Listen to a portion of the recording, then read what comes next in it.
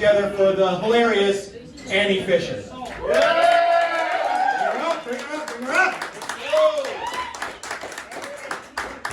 Thank you. Honestly, foreskin was a great thing to leave on Eve. I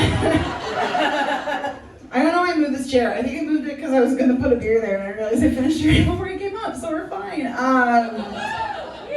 So typically, I would be doing stand-up. I'm going to mix it up a little bit because I'm doing stand-up here tomorrow. What? Come to the Bargain Basement Comedy Show tomorrow? What? You should do that. Go to that. It is tomorrow at 7 p.m. We're $3. That's a bargain. And you're in the basement. So instead, what I'm going to do, Facebook just reminded me I did this here about a year ago for the Hank Duke Variety Hour show, and I felt it most appropriate to do it here today. A while back, I wrote one of these three for a friend's birthday request, and it's I like to describe it as a full house erotic fan fiction poem. And then it prompted me to write two more because she's got problems, everyone. She's quirky. So I'm going to read these for you today and do really my best to be very serious and not just laugh. So everyone ready? Yeah. Take it back to the 90s. Okay. First one. I just labeled them after all. They're all about each uncle. That's how you're gonna know. Okay. Damn. A quiet afternoon. The girls are at school. No rippers or jokesters to be seen. The house is not so full. Quite empty, in fact. It's Danny's time to really clean house. The mop and glow suds slosh slowly in the bucket, making the floor oh so wet. When he plunges his hands in deep to his elbows, leaving the floors wet and moist. Wet and moist? Wet and moist. Wow. The scent of pledge tickles his nose, the sensation tingling through all parts of his body. He has a mop and glow to his face as he swells with bliss. He knows the cleaner the house gets, the dirtier he feels.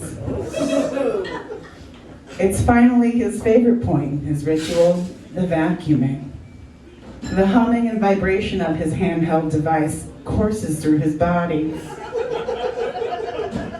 The whole of the vacuum starts to take on a mind of its own, moving from the floors to the couch to slowly grazing up his thigh, seeking all missed crevices. The anticipation and suction takes over. He shuts his eyes and slowly bellows, "Wake up, San Francisco!" Now he has to clean his rubber gloves. Thank you, that was the first one. Thank you. I have a lot of mixed feelings about it myself. Number 2, Uncle Jesse. Yeah, you're all excited about this one, I know. I'm aware. Jesse jots the last words to a new song and sets down his pen. Finally breaking his focus on his music, he realizes he's alone. He couldn't remember the last time there was silence in the attic apartment thing he shares with Becky and the boys. It's been forever. He opts for some quality time by himself. He turns on a Beach Boys record and starts grooming himself thoroughly. The hot oil treatment on his hair warms him as his mind drifts off to the good vibrations.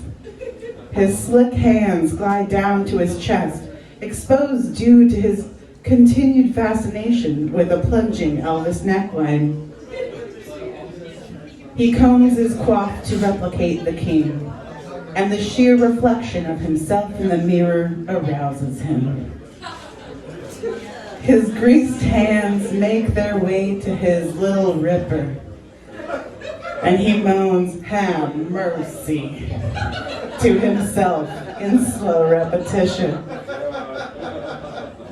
As he feels himself begin to find sweet release, he quickly jerks himself away as he scolds to himself, "Watch the hair!"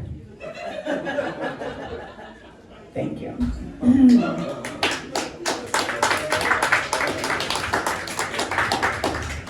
And last but certainly not least, Joey. This is the actual original that prompted the other two bastards to be written, so buckle up.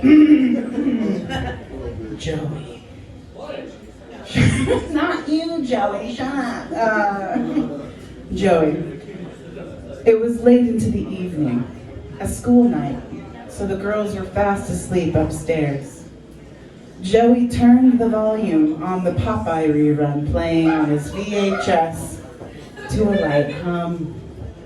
His hands wandered over to Mr. Woodchuck's opening and gently slid inside.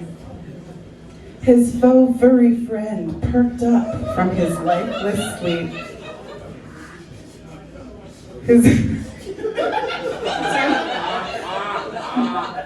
His plastic eyes widening